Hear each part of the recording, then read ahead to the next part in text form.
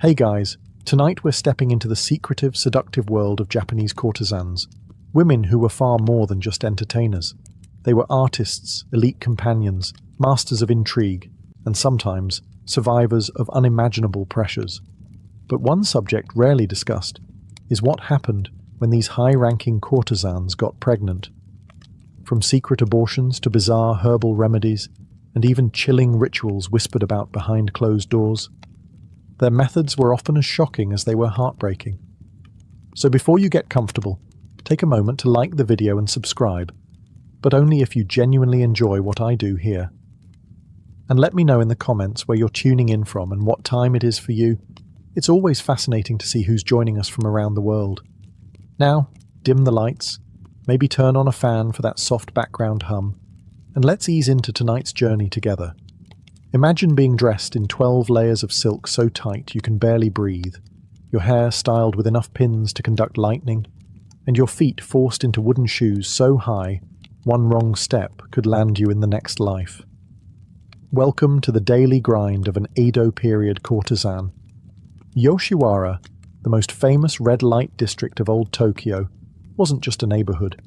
It was a stage, a fantasy world wrapped in incense smoke, lantern glow, and heavy denial. To the outside world, courtesans were living art. They danced, they played shamisen, they recited poetry. But above all, they mastered the one talent society valued most, pretending everything was fine. Spoiler alert, it wasn't. Behind the fans and flirtation, the courtesan's life was less Cinderella, more luxury hostage. These women were bought young, often sold by their families for a sack of rice and the vague promise of opportunity. They were trained like opera singers and gladiators combined. Make no mistake, they were elite, but they were also owned. Every step they took, every client they smiled at, every coin they earned, belonged to someone else. Usually a brothel owner, or oya, which is Japanese for overlord with good lighting. Courtesans were products, investments, and pregnancies. Well, that was considered the ultimate product defect. Because if there's one thing worse than losing money in business, it's having your best performing merchandise go out of service for 9 months. Now, in a perfect world, a courtesan might have taken time off for a baby shower, a sabbatical, maybe a quiet retreat with prenatal yoga and hot stone therapy. But this wasn't a perfect world. This was Yoshiwara, where the only stones were the ones you might be stoned with if you broke contract. Pregnancy didn't just mean losing work, it meant scandal, it meant punishment, it meant, quite literally, blood in the bathwater. So while the streets outside echoed with the clip-clop of platform shoes and sweet laughter, the inner chambers held darker truths, secrets whispered behind screens, remedies passed down not from healers, but from survivors. This was a world of velvet and iron, soft to the eye, brutal underneath. And for the courtesans living inside it, getting pregnant wasn't just a problem. It was a crisis wearing lipstick. If you've ever signed a contract without reading the fine print, congratulations. You've already shared something in common with an Edo-era courtesan. Except in her case, the fine print included phrases like, "You will never own your life again," and "Oh, and by the way, don't get pregnant unless you enjoy pain, shame, and herbal poison." Courtesans didn't enter the industry with resumes and references. Most were sold into it as girls, sometimes as young as 7, by families who needed money or just didn't want another mouth to feed. It was the 1600s. Netflix wasn't around, so people entertained themselves by selling their daughters and blaming karma. Once inside the brothel, everything came with a price tag. The kimono she wore, debt. The hair oil, debt. The lessons in poetry, tea ceremony, and how to pretend you're thrilled by middle-aged men discussing rice taxes, debt. By the time she was ready for clients, she already owed more money than a failed startup. Now, the contract, and let's use that term lightly, because she had no legal say in it, was basically a glorified leash. It dictated when she slept, who she served, how she smiled, and most importantly, that her uterus remained strictly decorative. Pregnancy? That wasn't in the brochure. And let's not forget the clients, a diverse collection of drunk samurai, emotionally starved merchants, and the occasional poet who thought whispering about cherry blossoms counted as foreplay. These men weren't looking for long-term commitment. Most weren't even looking for eye contact. And if they got a courtesan pregnant, they disappeared faster than your paycheck after payday. Of course, the brothel didn't blame the man. That would be far too progressive. Instead, the woman, the walking investment, was accused of carelessness, as if she had simply tripped and fallen into an accidental third trimester. In some establishments, even the suspicion of pregnancy was enough to get a courtesan reassigned to the bottom rung, the clients with fewer teeth and more complaints. Or worse, she'd be locked away until the problem resolved itself. You see, this wasn't just about sex. It was about control, reputation, and money. And babies? Babies were bad for business, because nothing ruins a romantic illusion faster than morning sickness. So what happens when a courtesan in Yoshiwara does the one thing she's absolutely not supposed to do? No, not fall in love. That's frowned upon, but survivable. We're talking about the big one, the moment her stomach starts growing for reasons other than bloat from too much fish soup. Pregnancy. The ultimate plot twist. See, in this elegant, silk-wrapped prison, getting pregnant wasn't a beautiful miracle. It was a career-ending biological betrayal. In modern terms, it was like your iPhone suddenly deciding it wanted to be a toaster. Beautiful? Maybe. Useful? Not anymore. The courtesan's role was to entertain, seduce, and maintain the illusion that every client, no matter how hairy, drunk, or emotionally unstable, was her one true love. A baby? That shattered the fantasy. Suddenly, clients might remember that actions have consequences. And no one's paying premium rates to be reminded they left their real family across town. To the brothel, pregnancy wasn't a matter of health. It was a product malfunction. A courtesan's value depended on her availability. If she's busy gestating a small human, she's not serving tea, singing songs, or flirting with men old enough to be her grandfather. That means she's not making money. Which means the brothel's not making money. Which means someone's going to be very, very angry. There were no sympathy cards, no congratulations on the new arrival banners. Just a lot of whispering behind fans and the looming threat of being demoted from living artwork to unmarketable liability. At best, she might be hidden away until the issue resolved itself, which, let's be honest, is a poetic way of saying, handle it or else. At worst, she'd be thrown out, penniless, with a reputation so tarnished even the low-tier tea houses wouldn't touch her. And the baby? Let's just say, this wasn't exactly a culture built on maternity leave. Pregnancy in the courtesan world wasn't just forbidden, it was feared. Because once it happened, everything changed. The Oiran, who was once the glittering centerpiece of the district, became an unspoken warning to the others. A reminder, cloaked in silence and shame, that bringing life into the world might very well end your own. You'd think in a place like Yoshiwara, where secrets flowed more freely than sake, that a little thing like pregnancy might be handled with quiet sympathy and delicate discretion. Yeah, no. The moment a courtesan suspected she was pregnant, a ticking clock started in her head. Not toward motherhood, but toward ruin. And make no mistake, she was on her own. There were no best friends rushing over with comforting words and pickles. There were no spa days or maternity massages. There were just paper walls, fake smiles, and a whole lot of lying. Everything became a covert operation. Morning sickness? Blame it on bad shellfish. Fatigue? Just a little tired from dancing all night, haha. Missed cycle? Oh, you sweet summer child. Don't ever say that out loud. Beneath the surface-level glamour of painted faces and elegant kimonos was a parallel world of whispers, hushed rituals, and quiet panic. Courtesans shared remedies in code, passed down like haunted family recipes. Try the tea with 3 leaves, not 5. 5's for headaches. 3's for, well, you know. Even the act of checking if you were pregnant had to be done in secret. Some girls became experts at reading their bodies like they were decoding enemy messages. A missed period could mean anything, right? Stress, diet, Mercury being in retrograde, or, as it was known in the Edo period, we pissed off another god again. And if you were certain, that's when the real performance began. You still had to work, still had to flirt, still had to endure being poured at by clients who definitely caused this in the first place, without them ever suspecting a thing. It was emotional espionage in high heels. Some courtesans even altered the way they walked to hide changes in their body. They'd tighten their obi belts just a little more, risk fainting rather than showing the slightest bump. Vanity? No. Survival.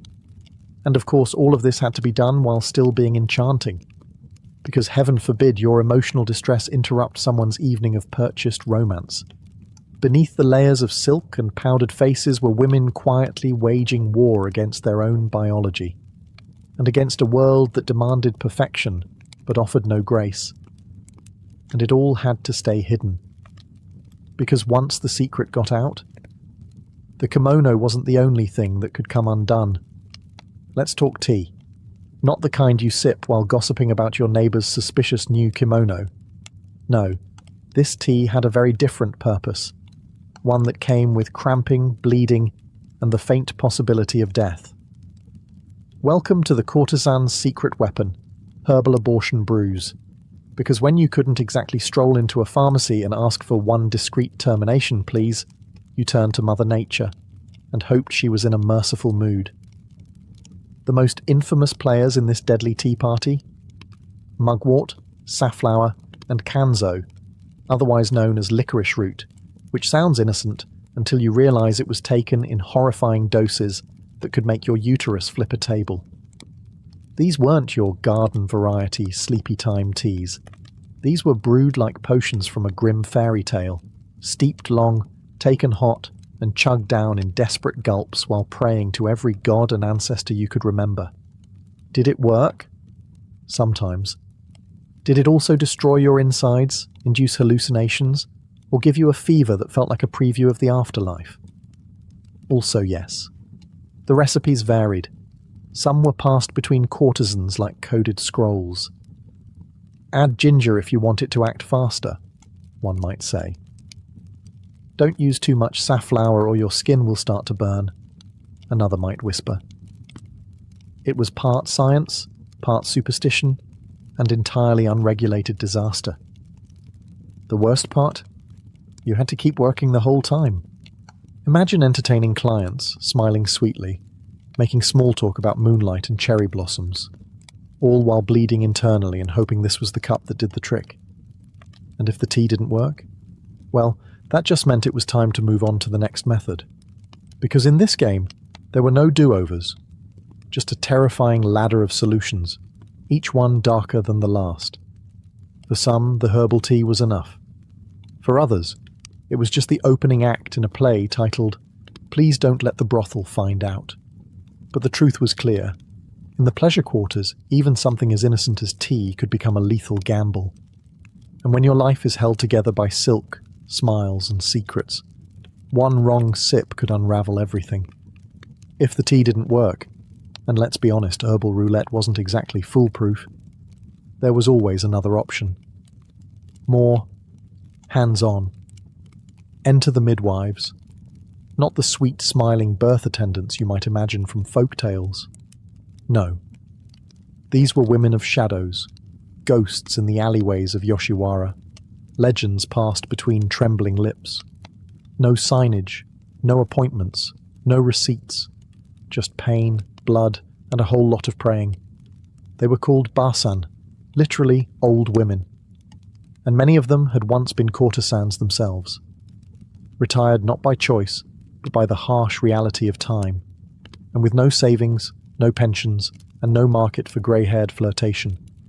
They became specialists in fixing problems. Unofficial ones. You didn't find them. You heard about them. A whispered name, a folded note tucked in a sleeve. You knocked on the right door at the wrong time of night and hoped you brought enough coin and enough courage. The tools? usually a mix of crude implements, boiling water, cloth rags, and whatever's lying around. Surgical steel, sanitation, a concept for another century. No anesthesia, no aftercare. Just grit your teeth and hope the gods are too busy to notice.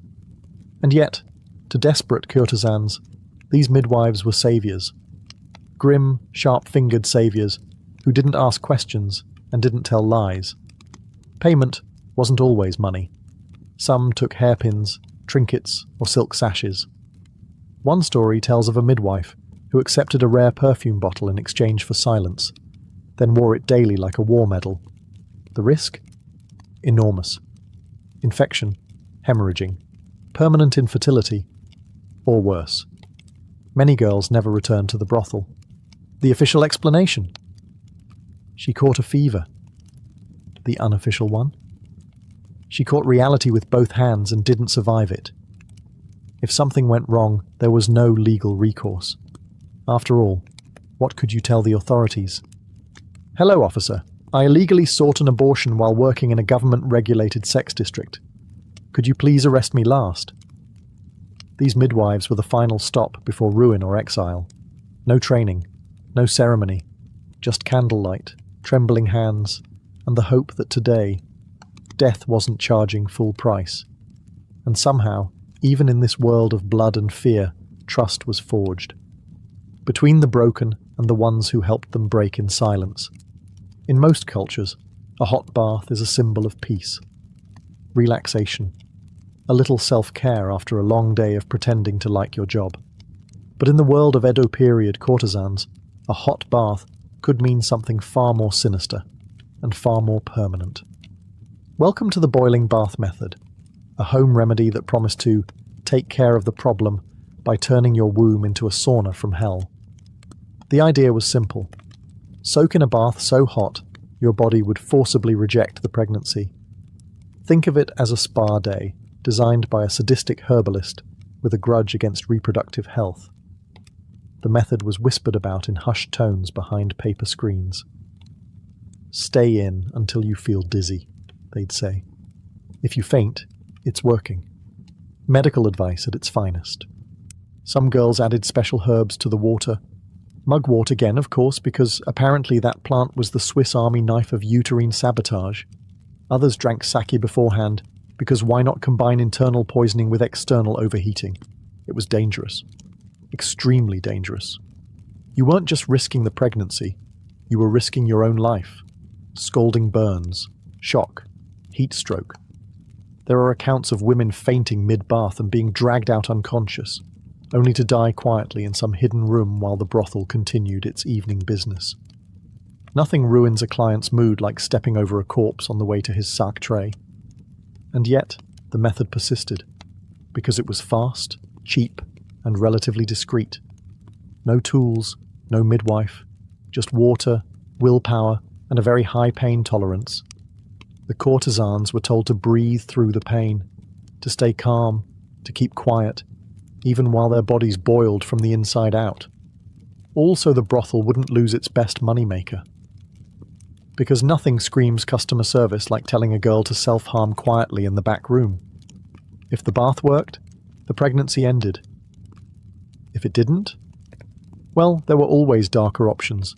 In a world where a baby could cost you your status, your contract, or your life, a near-fatal bath wasn't extreme. It was just another Tuesday. When herbal teas failed and boiling baths didn't quite do the trick, courtesans turned to another time-honored technique in the ancient art of pretending everything's fine. Tight binding. The idea? If you wrap your abdomen tightly enough, maybe, just maybe, you can squeeze the baby out of existence. Or at the very least, hide it long enough to avoid a scandal and a demotion to the drunk uncles and smelly merchants clientele tier. Enter stomach binding. Known as harobi, it was basically a DIY womb corset. Long strips of cloth were wrapped again and again around the lower torso until the courtesan resembled a very glamorous sushi roll, one holding in something she desperately didn't want to deliver. Of course, there were problems. Minor things, like breathing, and digestion, and that pesky little issue of internal organ compression. But in the pleasure districts, comfort was always optional. Image was everything. Some courtesans bound themselves so tightly they could barely sit down, let alone dance, pour tea, or carry on a conversation about the beauty of the cherry blossoms.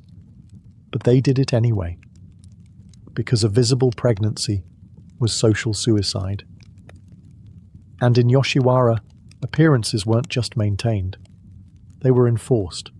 The courtesans became experts at posture control. Standing up straight wasn't about elegance. It was about keeping pressure on the womb. Slouching meant loosening the bind. Loosening the bind meant discovery. Discovery meant doom. Some even slept with the binding still on, as if constricting their midsection 24/7 would convince the fetus to rethink its life choices and quietly back out. It didn't, of course, and binding didn't stop the pregnancy. At best, it delayed the reveal. At worst, it caused complications. Ruptured tissues, dizziness, fainting, internal bleeding. But none of that mattered when the alternative was losing everything you'd bled and smiled and danced to build. It wasn't about comfort. It wasn't even about safety. It was about survival and illusion. Because in the world of Japanese courtesans, the belly must remain flat, the smile serene, and the truth tightly wrapped beneath layers of silk and shame. Even if what you're really hiding is heartbreak. At some point, you have to admire the creativity. Because when teas, baths, and body wrapping failed to correct the issue, courtesans sometimes turned to the most comforting thing available in any crisis: food. And not just any food, rice balls soaked in sake. Yes, fermented rice, wrapped lovingly in cloth and consumed in hopes that it might dissolve an unwanted pregnancy like yesterday's gossip. The logic? Dubious. The desperation? Very real. Folklore whispered that vinegar, sake, and certain fermented foods had weakening effects on the womb. Courtesans were told, by each other, by old servants, by the midwives with half an herb shop in their apron, that if you ate just the right combination of ingredients, you could wash the seed away. It sounds like a tragic fairy tale, and in many ways it was. The recipe varied by district. In one brothel, the go-to method involved warm sake, mixed with crushed garlic and pickled plum, which probably tasted like despair with a hint of nausea. Another popular combo was rice balls marinated in vinegar, ginger, and shame. Served cold. Very cold. Did it work? You know the answer. Not really. Unless you count vomiting and intestinal distress as results. But in a world where your entire future hinged on hiding your condition, even a placebo with side effects was worth trying. Some courtesans were told to chant little verses while eating, part spiritual ritual, part emotional coping mechanism. Something along the lines of, "Return to the river, little child, for now is not your time." And then they'd swallow, trying not to gag. There's something incredibly human and heartbreakingly naive in this method. A kind of hopeful magic passed between trembling hands, because unlike the midwife or the boiling bath, this one felt gentler, almost like a ritual, almost like a prayer. But no amount of sake could rewrite biology, and while the rice balls offered comfort, they rarely offered results. Still, courtesans kept trying. Because when your body isn't your own, and your choices are limited to pain or secrecy, sometimes the only power you have left is believing in something. Even if that something is a soggy rice ball soaked in old liquor and whispered regret. So, let's say a courtesan gets pregnant. She's terrified, bleeding from herbal teas, possibly half poached from a boiling bath, and she's tried every rice ball in the folklore cookbook. Naturally, the next logical step might be to tell the father? Ah, sweet child, that man is already gone. Courtesans didn't operate in a world where paternity was a shared responsibility. They operated in a fantasy, one the client paid for. And the minute that fantasy tried to become reality, the man vanished like a samurai in a scandal. Most clients were married. Others were officials, nobles or merchants with reputations they absolutely did not want associated with illegitimate children from the pleasure quarters. So when that courtesan nervously hinted, there might be consequences, the reaction was almost universal. Sorry, I'm moving to Osaka. Permanently. Also, I don't know you. Courtesans were trained not to expect loyalty. That's why any emotional attachment was considered dangerous. But still, many women held onto a fragile hope that the man they saw week after week, who brought gifts and shared secrets, might do the right thing. He didn't. Even in rare cases where a client wanted to help, there were layers of legal and social barriers that made acknowledgement nearly impossible. Claiming the child meant scandal. Scandal meant consequences. And for most Edo men, consequences were the one thing more terrifying than commitment. Some tried to leave money quietly. A few gold coins slipped to a brothel servant with instructions to take care of it. Others pretended they didn't recognize the woman at all. You have to understand. The courtesan was a fantasy, and fantasy doesn't get pregnant. So when reality knocked, in the form of morning sickness, swelling feet, or a missed cycle, the men did what men have done in many chapters of history. They got really, really good at ghosting. The father's silence wasn't just literal. It was cultural, institutional, practically a tradition.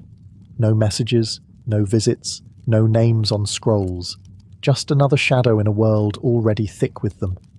And for the courtesan, there was no time to grieve or rage. There was only the next performance, the next lie, and the silence growing in her womb. If pregnancy was a personal disaster, then letting the brothel find out. That was the apocalypse, complete with dramatic consequences, zero sympathy, and absolutely no baby shower. You see, the brothel wasn't just your workplace. It was your world. Your landlord, your agent, your stylist, your parole officer, all rolled into one. And like most institutions that care deeply about profits and very little about people, it had one golden rule: don't get pregnant. So what happened when a courtesan slipped up? Well, it wasn't handled with sensitivity or a calm sit-down with the boss. No, we're here to support you vibes. Just a lot of side-eye, passive-aggressive fan-snapping, and the looming sense that you were about to be thrown under the gilded bus. The moment the suspicion arose, maybe you were walking a little slower, eating a little less, or just existing too carefully, the whispers began. First came the rumours. She's getting fat. She looks pale. She skipped her cycle. I heard it from the maid who empties the chamber pots. Then came the surveillance. Suddenly, you weren't allowed to leave the room alone. Your friends were asked to report on your activities. You were given less work, not out of compassion, but because they were prepping your replacement. And finally, if they were sure, punishment. Now, this varied depending on the brothel's mood, status, and general appetite for cruelty that day. Some demoted the courtesan to the lowest ranks, forcing her to serve the roughest, drunkest, least hygienic clients imaginable. Others confined her to her room until she dealt with the issue. Some simply kicked her out. No money, no support. Just a silk bundle of shame and a warning to others. In more elite houses, there was the illusion of discretion. They'd claim she was on retreat or visiting family. But everyone knew what that meant. Pregnancy wasn't just a personal failing, it was a business risk, a contamination of the illusion. And in a system built entirely on fantasy, reality was considered rude. So when the brothel found out, there were no tears, no hugs, just cold calculations, and the slow, quiet erasure of a woman who broke the one rule everyone pretended wasn't already broken. When you've tried every tea, choked down the vinegar rice balls, nearly boiled yourself like an overseasoned dumpling, and the brothel's starting to look at you like a faulty lantern, you've got two options: confess and face the consequences. Run like hell. And some courtesans chose exactly that. They disappeared. In the districts, they were branded Nijejoro, runaway prostitutes, a term that translates roughly to, she messed up the fantasy, Now go fetch her back. Because running away wasn't just frowned upon, it was illegal. You were property. And when property walks out the door with a baby on board, the brothel takes it personally. But that didn't stop them. Some courtesans fled in the dead of night, disguised in plain robes with their hair undone, abandoning their ornate identities the way a snake sheds its skin. They slipped through alleyways, rode carts meant for laundry, or hid inside barrels. Yes, really, barrels. It was dramatic, dangerous, and desperately cinematic. Where did they go? Anywhere that didn't require perfume and pretending. A cousin's farm, a mountain shrine, a fishing village where no one asked questions unless you stole their sake. Places where the name Yoshiwara didn't open doors. It closed them. Not everyone made it. Some were caught, dragged back and punished publicly, both as a warning and a morale booster for the rest of the staff. Look what happens when you act like you have free will. Others disappeared so completely they became urban legends. Did you hear about the Oiran who ran off to become a nun? They say one lives in the hills now, reading fortunes and raising her child like a ghost. But running wasn't freedom. It was just a different kind of cage. One where you traded makeup and money for silence and survival. And yet, for many, it was the only choice that still felt like a choice. Because when your entire world is painted in rules and red lipstick, the scariest thing isn't leaving. It's staying. And pretending it didn't happen. So they ran. Not for revenge. Not for rebellion. Just for the smallest, most dangerous luxury of all. Hope. Let's say a courtesan couldn't run. Couldn't drink enough tea. Couldn't fake enough smiles. And eventually, the lie she was carrying became too big to hide beneath the silk. There was only one thing left to do. Give birth. Quietly. Invisibly. Preferably without anyone noticing. Welcome to the underground world of silent deliveries, where motherhood arrived in the dead of night, behind sliding paper doors, with towels stuffed in mouths to muffle screams. No birthing chairs, no midwives in cheerful aprons, no cries of joy, just urgency, terror, and if you were lucky, someone who knew how to boil water without asking questions. Sometimes it happened in secret rooms, ones the brothel conveniently didn't know about. Other times, it happened in storage closets, behind drapes, or even outdoors under cover of darkness. Because nothing says beautiful miracle of life like squatting behind a bathhouse with a handkerchief in your teeth. The courtesan had to remain calm, because if she made too much noise, she wasn't just risking scandal, she was risking exile, or worse. And there was no fanfare, no name-picking ceremony, just a bundle of blood and breath wrapped in a cloth and hidden before dawn. If she was very fortunate, a servant girl or an old retired courtesan might help. These were women who'd seen it all and kept their mouths shut tighter than a lacquered box. They brought towels, boiled water, whispered prayers, and never asked what would happen to the baby afterward. And the baby? Well, that was the question no one wanted to answer. Some were taken away immediately. Others stayed hidden for a few days, tucked in a corner, fed in silence, loved with trembling hands. But everyone knew this was temporary. The child didn't belong here. There was no room in the pleasure quarters for innocence. What these women endured, physically, emotionally, is almost unspeakable. But they did it, because the alternative was worse. They gave birth like ghosts, then wiped their faces, fixed their hair, and returned to the brothel floor as if nothing had happened. No maternity leave, no postnatal care, just another performance. Because in Yoshiwara, the show must go on. If a courtesan managed to give birth in secret, there was still one problem left. A tiny, crying, impossibly fragile problem. And in the pleasure districts, babies weren't blessings.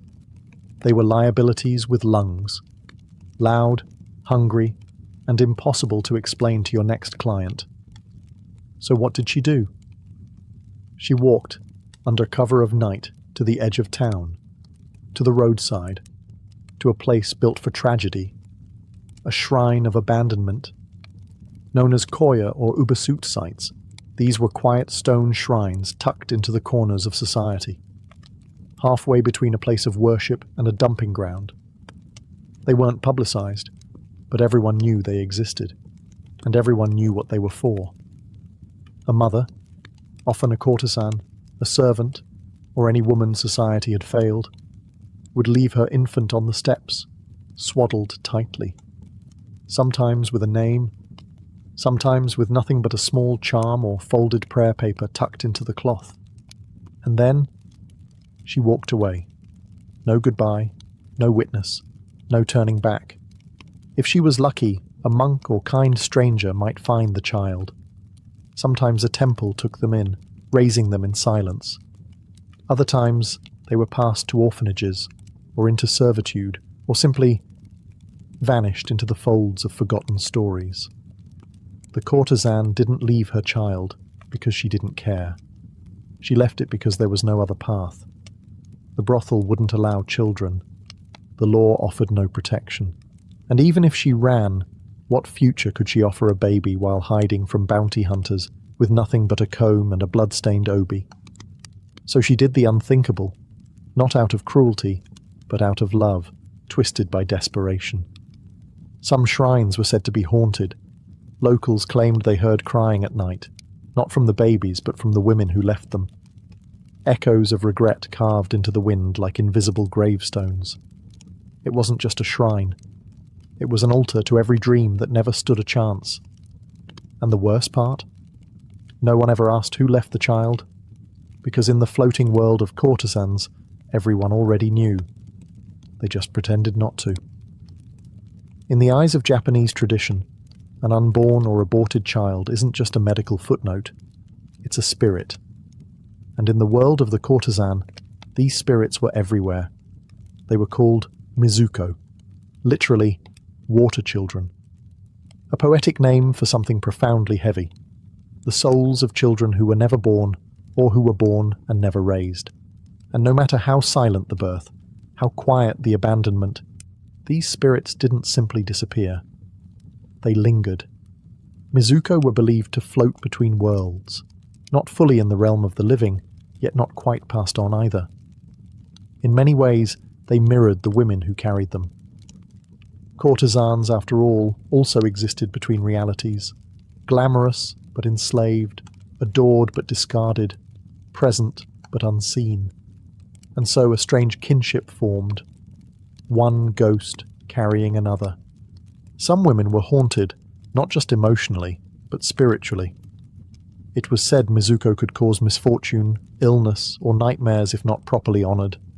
And the courtesans, who had no freedom in life, sought freedom for their unborn, in death. That's where the Mizuko Kuyo came in. A secret ritual, a whispered apology, a kind of emotional exorcism dressed in prayer beads and incense.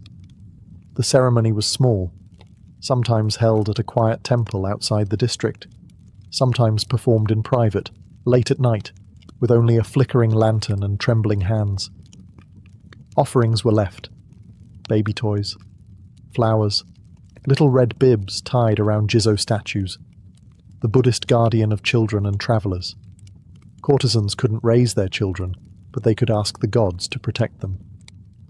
It was the only parental act they were allowed, and it was heartbreaking. Imagine lighting incense for the child you never got to name, whispering, "I'm sorry," not because you didn't love them, but because you did, in a world that didn't give you room to show it. Some came back again and again, year after year, unable to forget. Others visited once, and never returned, too afraid to reopen the wound. But all of them carried it. Because even in a world built on forgetting, some memories refused to drown. Mizuko weren't just spirits, they were reminders that love existed, however briefly, even in the darkest corners of silk and shadow. In Yoshiwara, the pleasure district was always loud.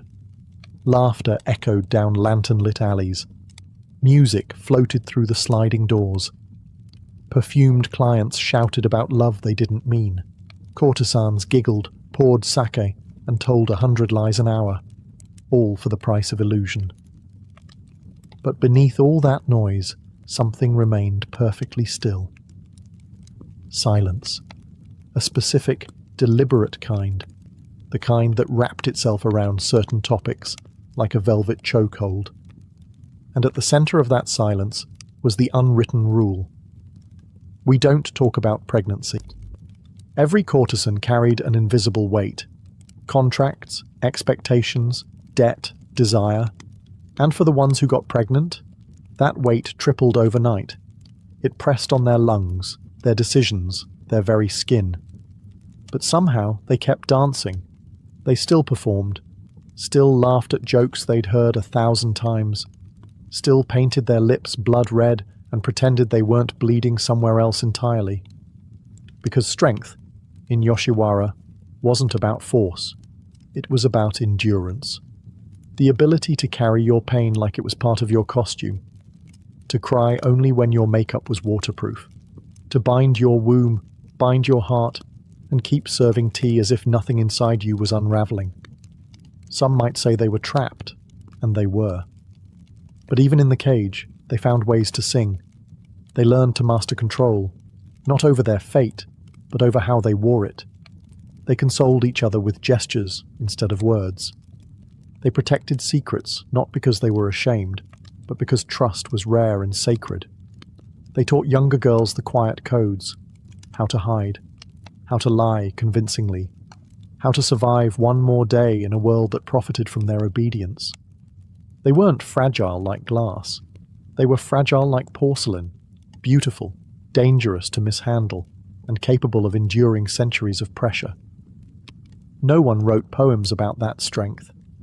There were no plays, no woodblock prints, only silence and survival.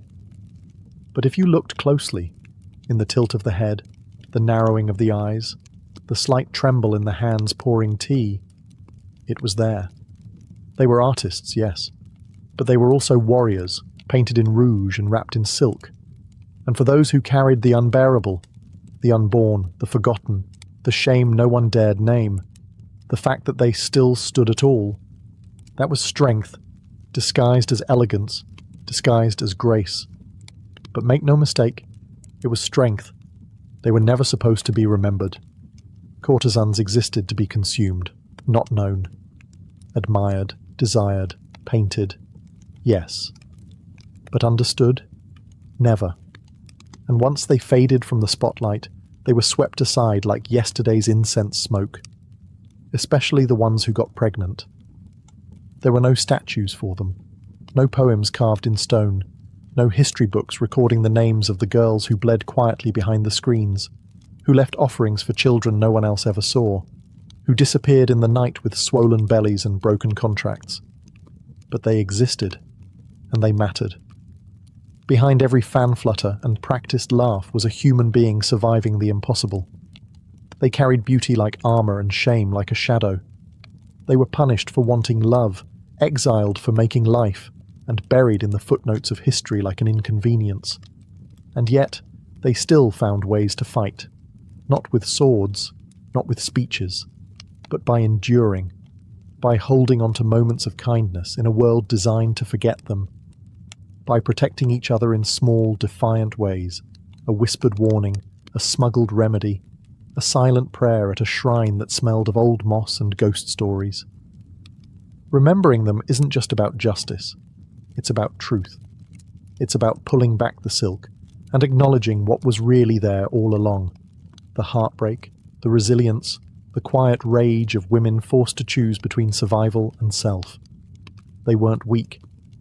They weren't shameful. They were trapped in a system that commodified their bodies and criminalized their humanity. And still, they endured. Some are honored only by the red bibs on weathered Jizo statues. Some are remembered in the aching melodies of old shamisen songs. Most are unnamed, unheard, and unseen. But tonight, we remember them. Not just the courtesans they were trained to be, but the mothers they were never allowed to become, the daughters sold too soon, the women who survived the unspoken war inside the brothel walls. They lived in the shadows, but that doesn't mean they should stay there. Whoa.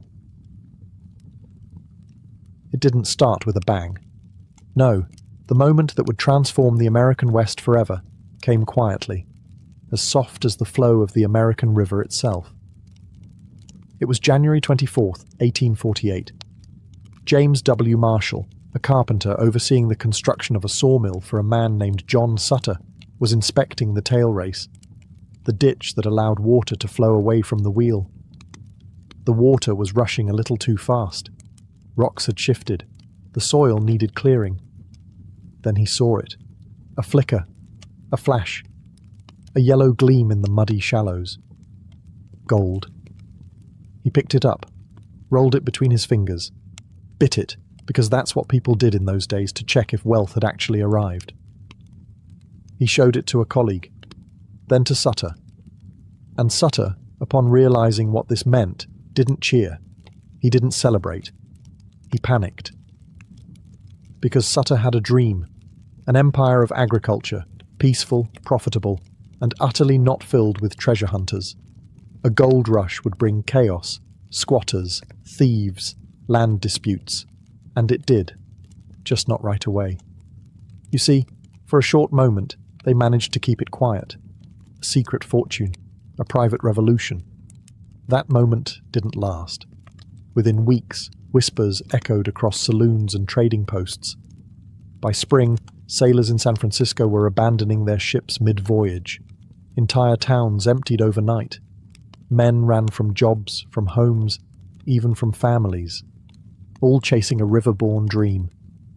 What began as a fluke on the edge of a sawmill would ignite the single largest mass migration in American history. Gold fever was airborne, and no one was immune. By the time word reached the East Coast and trickled across oceans to China, Chile, and Australia, it was too late. California was no longer just a distant frontier. It was an obsession, and all because one man saw a glimmer in the dirt.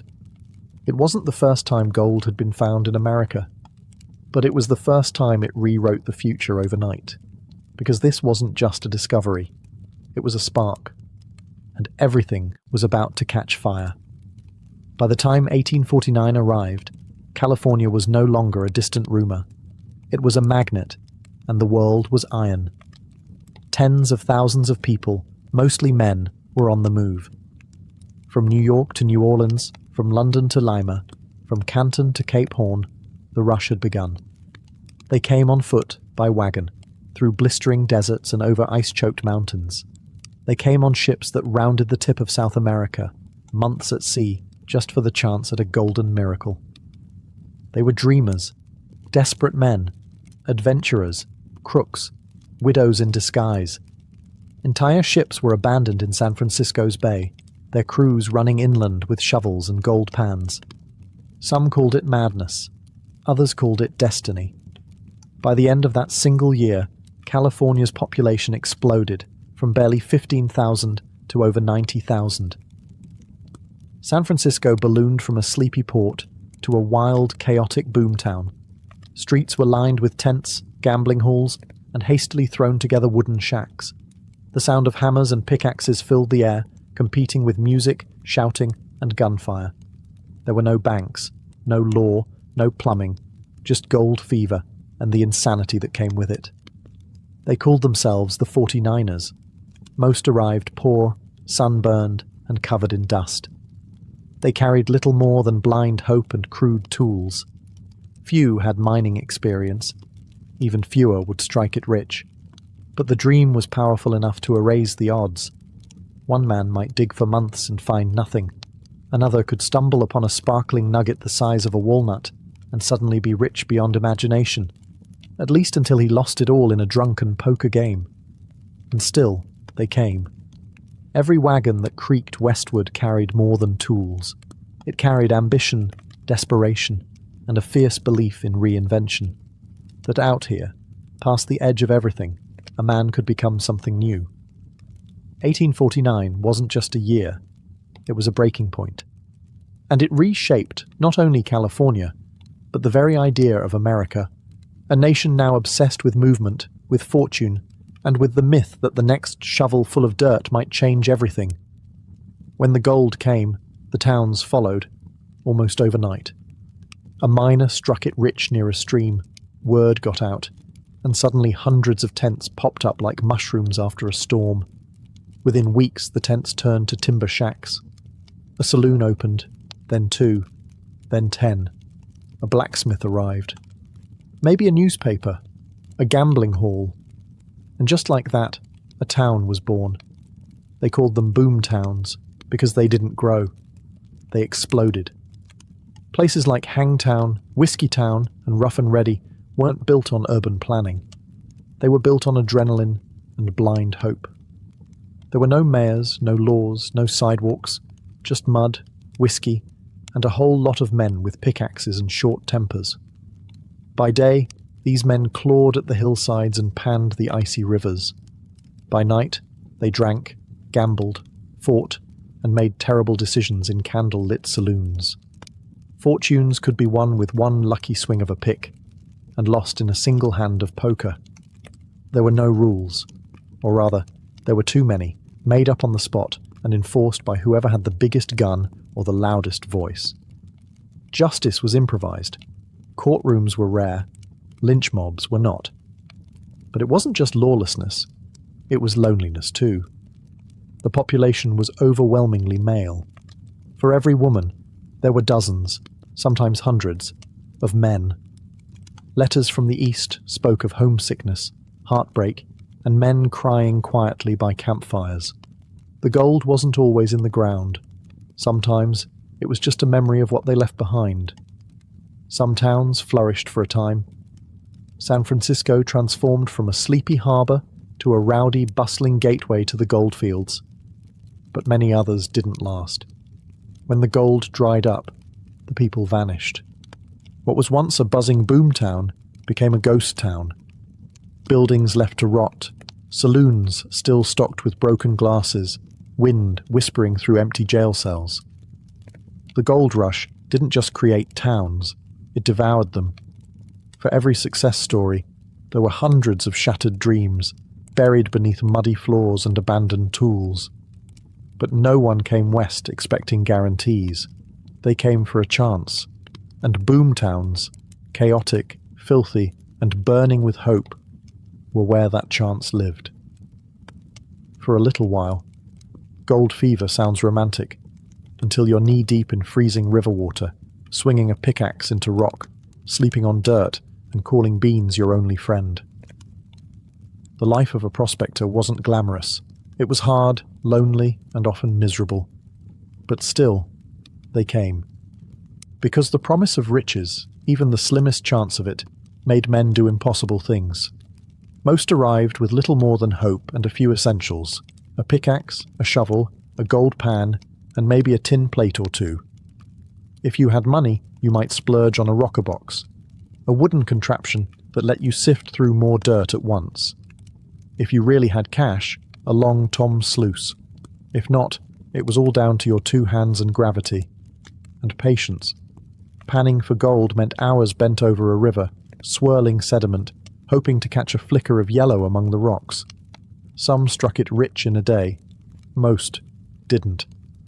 They dug holes, moved boulders, built flumes, dammed creeks, and chased every rumor of easy gold like moths to flame. They slept in tents, if they were lucky, open skies if they weren't. Rain meant wet clothes. Snow meant frozen boots. Bears were a risk. So were thieves. Disease was constant: dysentery, scurvy, cholera, because sanitation was non-existent, and miners weren't exactly washing their hands before meals. Food was basic and expensive. Eggs could cost more than a day's wages. Beans, bacon, and coffee made up the holy trinity of miner cuisine. Vegetables? Rare. Bathing? Optional. Haircuts? Forget it. And still, they stayed. Because the gold was real. People had found it. And if they could, maybe you could too. That was the sickness of it. Every back-breaking failure still carried the hope that the next shovel of dirt might change everything. So they dug. Day after day, year after year. Some never found more than dust, others found enough to change their lives, or at least buy one hot bath and a better pair of boots. But success wasn't the only test. Tenacity was, and in the muddy chaos of the goldfields, that was sometimes the only thing separating the legends from the lost. Gold didn't just come out of the earth, it came with a price tag written in blood, sweat, and broken promises. For all the stories of overnight fortunes, the truth was far grittier. Most miners didn't get rich. Some found just enough to survive. Many left poorer than they arrived, carrying nothing home but blisters and regret. But the cost wasn't just personal, it was national. California was never empty, though the gold rush mythology would have you believe otherwise. Long before the miners came, the land was home to hundreds of thousands of Native Americans, living across dozens of nations and tribes. But once gold was discovered, they were treated as little more than an obstacle between ambition and profit. As miners poured in, native lands were seized, poisoned, and burned. Rivers once full of salmon were clogged with debris and mercury. Forests were cut down. Wildlife vanished. And the people? They were pushed out, hunted, enslaved, killed. The California state government even funded militias to clear the land, paying bounties for native scalps. By 1870, California's native population had plummeted by over 80%. What began as a rush for gold became a quiet genocide. But native tribes weren't the only ones who paid. Mexican and Chilean miners, who'd been working California's hills long before 1849, were soon targeted by racist laws and mobs. Chinese immigrants, who arrived in waves hoping to earn a better life, were taxed heavily and driven out of claims by violence. Black miners, both free and enslaved, faced legal and physical threats every step of the way. Even white miners fought among themselves. Claims were stolen, camps erupted in gunfire, fortune created friction, and everyone believed they deserved the prize. Gold brought chaos. It twisted morals. It rewrote values. Men who once believed in family, law, and church found themselves bribing, lying, stealing, sometimes killing, all for a glint in a pan. Because once you saw gold, really saw it, your soul never quite looked the same again. The gold rush wasn't just an event, it was a fever, a transformation. And for every ounce pulled from the ground, something else was buried deeper: justice, peace, community, or conscience.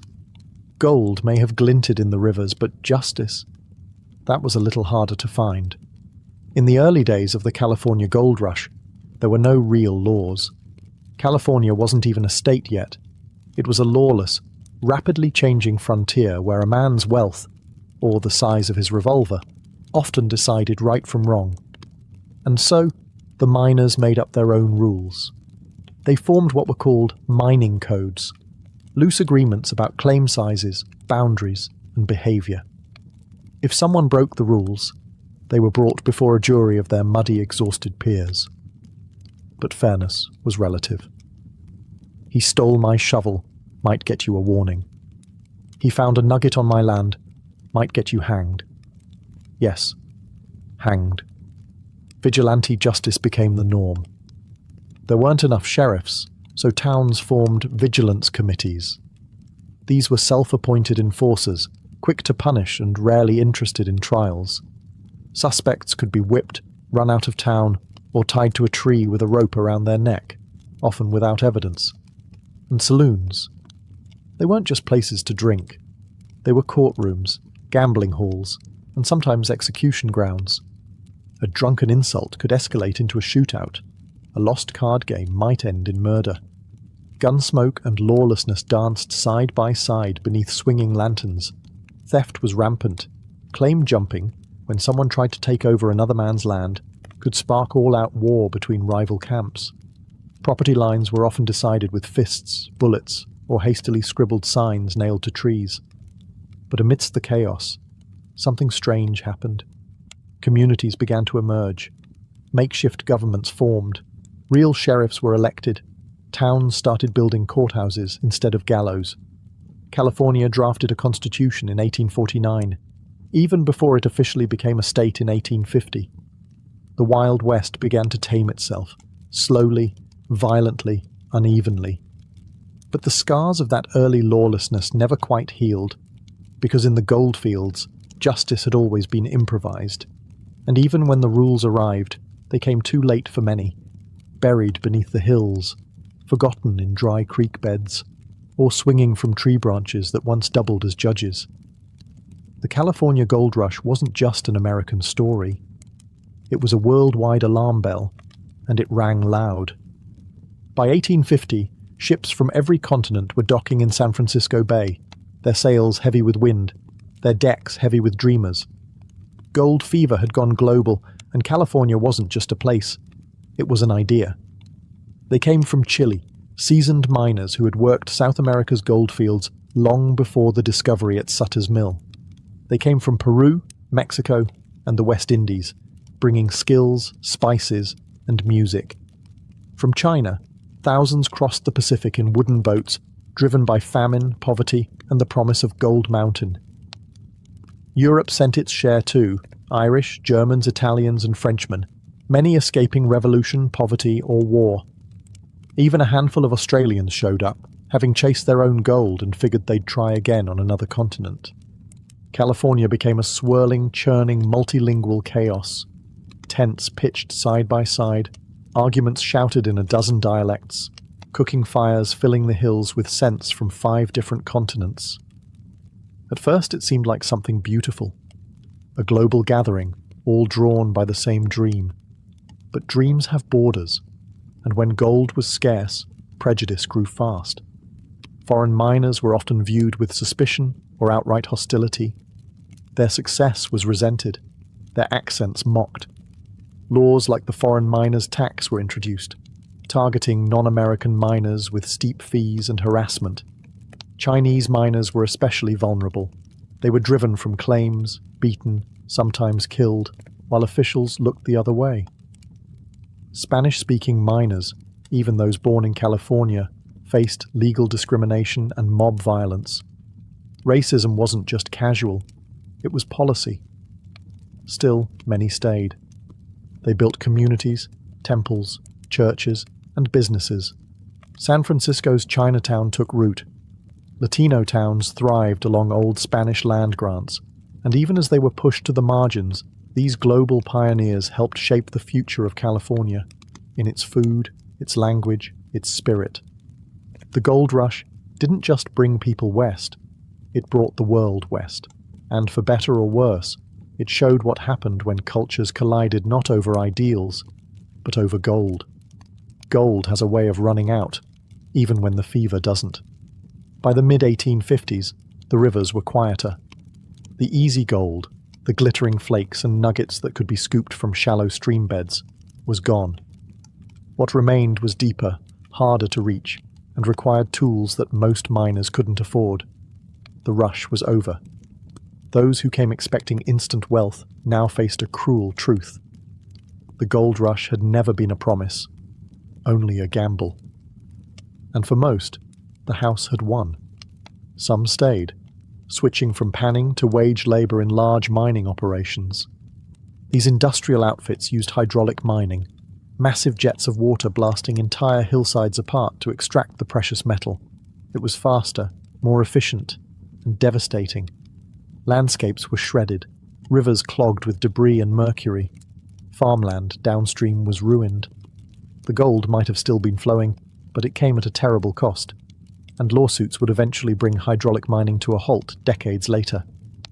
Meanwhile, many of the original 49ers packed up and left, broken by exhaustion, illness, or simple disappointment.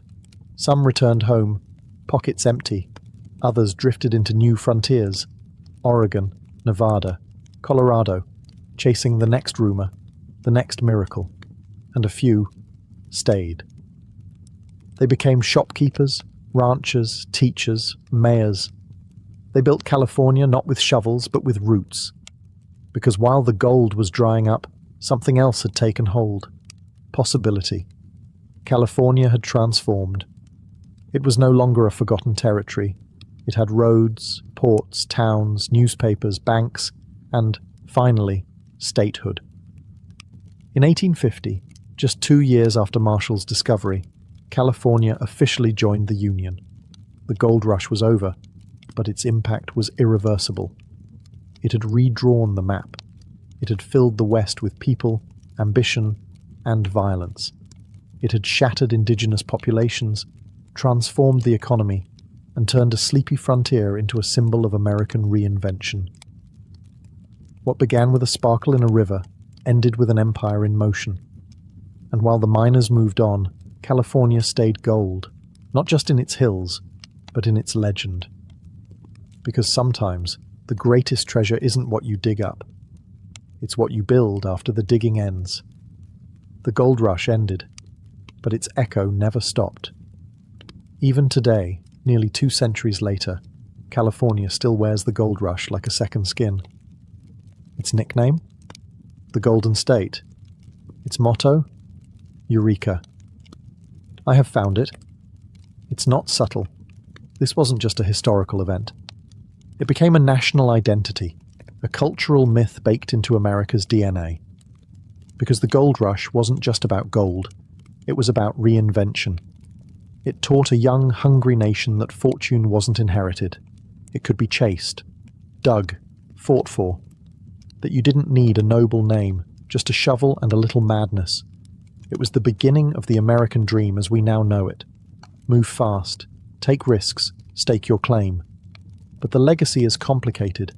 Yes, it brought rapid growth, innovation, and the birth of the modern West. It gave rise to San Francisco, to the railroad, to California as a cultural and economic giant.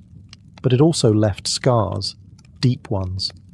Native communities were nearly erased. Landscapes were ravaged. Racist laws created lasting wounds.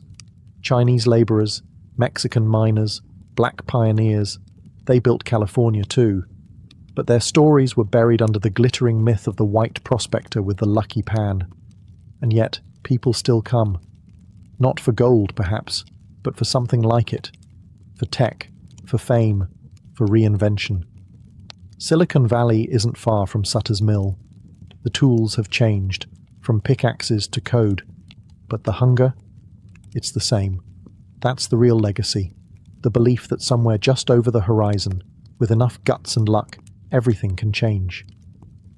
The gold rush wasn't just a rush for metal. It was a collision of cultures, of ambitions, of illusions. It revealed the best and worst of human nature in the span of a single decade, and it turned one accidental discovery into one of the most transformational chapters in American history. The gold is mostly gone now, but the dream it sparked, still digging. Helen Adams Keller was born on June 27, 1880 in Tuscumbia, Alabama, a place of green fields, cotton farms and southern sun. Her parents, Arthur and Kate Keller, were thrilled. She was healthy, beautiful and curious, with bright blue eyes and a soft, eager laugh. For the first 19 months of her life, Helen was just like any other child. She learned to crawl, to babble, to smile at her mother's face, and chase shadows across the porch. She loved the family dog, the garden, the wind. Her world was full of sound and colour, until, suddenly, it wasn't. In February 1882, Helen was struck by a mysterious illness. Some said scarlet fever. Others believed it was meningitis. Doctors didn't know. All anyone could do was wait. For days she burned with fever. Her body trembled. Her mother hovered, terrified. And then it broke. The fever passed. Helen survived. But the cost was staggering. She could no longer see, no longer hear. The world had turned dark and silent, as if the illness had slammed a door shut, sealing her inside her own body. She was not yet 2 years old. At first, her family hoped it was temporary. Maybe she was just recovering slowly. Maybe her eyes would adjust. Maybe she'd respond to a sound, a voice, a bell, a dog's bark. But time passed, and it became clear. Helen had been cut off from the senses that connect us to the world. Now imagine this. A toddler, filled with energy and intelligence, suddenly unable to understand the faces smiling at her, the arms reaching for her, the voices calling her name. She had no language, no symbols, no way to express what she wanted or what she feared. Frustration filled the silence. Rage followed. She learned to mimic actions, to open doors, to nod or shake her head, but not meaning. Her world was texture, vibration, smell, and inside her, a storm brewed. By the age of 5, Helen Keller was described as a wild child, intelligent, strong-willed, and completely unmanageable. She would scream, kick, and even hit those around her, not out of cruelty, but desperation. She was locked inside her own mind, and no one knew how to reach her. Not yet. By the time Helen Keller was 5 years old, the cheerful toddler who once played in the garden had become something else entirely. Untamed. Imagine being locked in total darkness. No sound, no sight, no language. Just raw sensation and confusion. For Helen, life had become a blur of textures and instincts. She had no words to express hunger or fear, no way to understand comfort or discipline. So she lashed out. She threw tantrums, kicked furniture, ripped buttons off clothes, and slapped her baby sister out of jealousy. Her meals became battlegrounds. She ate with her hands, grabbed food from others' plates, and screamed when anyone tried to correct her. Her moods could swing from laughter to rage without warning. The Kellers didn't know what to do. Their daughter was intelligent, that much was obvious. She had figured out routines, learned how to open doors, unlock cabinets, even mimic household tasks. But her intelligence made her defiance more dangerous. Her parents were exhausted. Relatives whispered that she belonged in an asylum. Her mother, Kate, refused to give up. She began writing letters, searching for help, not just from doctors, but from anyone who might know how to reach a child like Helen. The trail led them to Alexander Graham Bell, who, aside from inventing the telephone, was also deeply involved in education for the deaf. Bell didn't have the solution, but he had a suggestion. He pointed them toward a school in Boston, the Perkins Institute for the Blind. And at that school, a young woman was recommended to travel south and meet the Kellers. Her name was Anne Sullivan. She was just 20 years old, visually impaired herself, poor, fiercely determined, and completely unprepared for the storm she was about to walk into.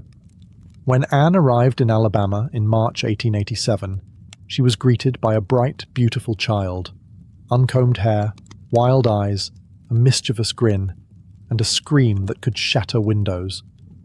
Helen Keller wasn't cruel. She was trapped. The world had shut its doors, and she was pounding on them with everything she had. Anne Sullivan had one job: open the door. And nothing, not rage, not silence, not blindness, was going to stop her from trying. March 1887.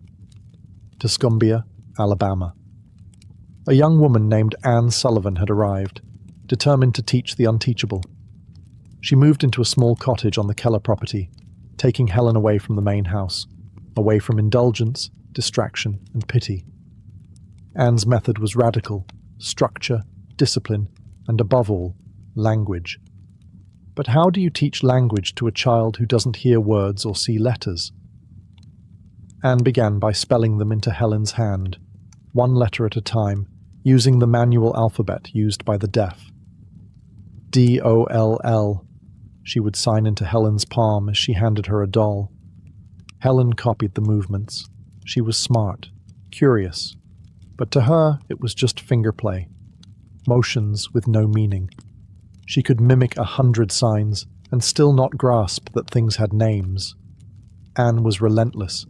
She spelled the names of everything Helen touched: cake, mug, spoon, water, bread, key. But the child didn't connect them. There was no concept yet. No understanding that the shapes in her palm represented the world around her. Then came April 5th, 1887, a day etched into history. Anne took Helen to the water pump outside. In one hand, she placed Helen's fingers under the flow of cool water.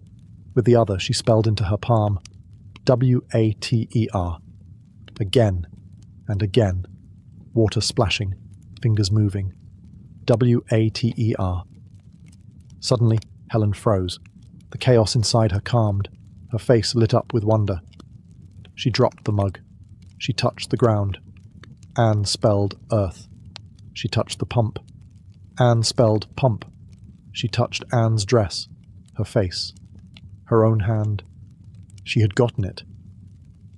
For the first time in her life, Helen Keller understood that everything had a name, and that words could be touched, felt, learned. That single moment shattered the walls that had imprisoned her since infancy. A door had opened, and Helen, once locked in silent darkness, had found her way through. By nightfall, she had learned 30 words. She would go on to learn thousands. But that was the moment the silence broke, and the world, for the first time, had meaning. Once Helen understood that words had meaning, there was no going back. The door had opened, and now she wanted to run through it. Her mind, starved for years, devoured everything Anne offered. Nouns, verbs, adjectives. She wanted to name the entire world. Every object, every sensation, every emotion. Nothing was too small, too abstract, too complex. Anne could barely keep up. She taught Helen using real-world experience. They walked through gardens, touched flowers, leaves, bark, soil. Helen learned the word flower by feeling a rose, tree by hugging its trunk, storm by standing in the rain. And she didn't just want to know what things were. She wanted to know why they were. She asked deep philosophical questions. What is love? Where does the sun go at night? Why do people cry? This wasn't memorization. It was awakening. She also began to understand manners and morality. Not just yes and no, but right and wrong. Anne spelled stories into her hand, biblical parables, Aesop's fables, poems, fairy tales. Through these, Helen learned about kindness, selfishness, generosity, justice. Language wasn't just power, it was freedom. Helen even began writing her first simple sentences using a special slate with raised lines. Each word she spelled made her feel more human, more seen. The frustration that had once driven her to scream and break things had transformed into purpose. But none of this happened by accident. Anne Sullivan worked tirelessly, often 16 hours a day, to unlock Helen's potential. She wasn't just a teacher. She was translator, mentor, protector, best friend. The bond between them was deeper than family, closer than blood. Anne had once called herself half-blind and unwanted. Now she was shaping one of the most remarkable minds in history, and the world began to notice. Newspapers started publishing stories about the miracle child in Alabama, the deaf-blind girl who was now reading, writing, learning faster than anyone believed possible. Helen's hunger wasn't slowing down. If anything, she was just getting started. Because now that she had a voice, even if it came through fingers, she wanted to speak to everyone. And one day soon, she would. By the age of 10, Helen Keller had already defied expectations. She could read Braille, write full sentences, and communicate rapidly through fingerspelling. She devoured books, memorized poems, and debated complex ideas with her teacher Anne. But it wasn't enough. Helen didn't just want to communicate. She wanted to speak. The idea seemed absurd. She was both deaf and blind. How could she possibly learn to form words she had never heard, shaped by sounds she had never experienced? But Helen wasn't asking for permission. She was asking for instruction. So in 1890, her family sent her to the Horace Mann School for the Deaf in Boston. There, she met Sarah Fuller, a dedicated speech teacher, who agreed to try the impossible. The method was tactile. Helen placed her fingers on Sarah's lips, cheeks, and throat as she spoke. She felt the vibration of sounds, the shape of the mouth, the movement of the tongue. Then, slowly, painfully, she began to mimic them, letter by letter, word by word. She practiced endlessly, forming syllables in front of mirrors, feeling her own face, repeating each sound dozens of times. Her first word was it. Next came is, I, have. Small steps, giant courage. It wasn't easy. Her voice was difficult to understand at first. Even those closest to her struggled to make out her words. But Helen kept going, because to her, speech was freedom on another level, a bridge to the world she had never truly entered. And every day, her pronunciation improved. Anne was by her side through every attempt, encouraging, correcting, celebrating. Together, they turned what seemed like a miracle into a method. By 12, Helen could speak full sentences. With time, she would learn to give speeches, recite poetry, even engage in lively conversation, though most people still needed an interpreter to understand her clearly. But that didn't matter, because Helen Keller had done what even optimists thought impossible. She gave sound to silence. She had no memory of hearing her own voice. And yet, she had created one, with breath, muscle, and pure defiance. She had found her voice, and she would spend the rest of her life using it. By her mid-teens, Helen Keller had already achieved more than most people expected in a lifetime. But she wasn't content with being a miracle. She wanted to be educated, truly, formally, completely. So she set her sights on something no deaf-blind person had ever attempted: college. The decision stunned people.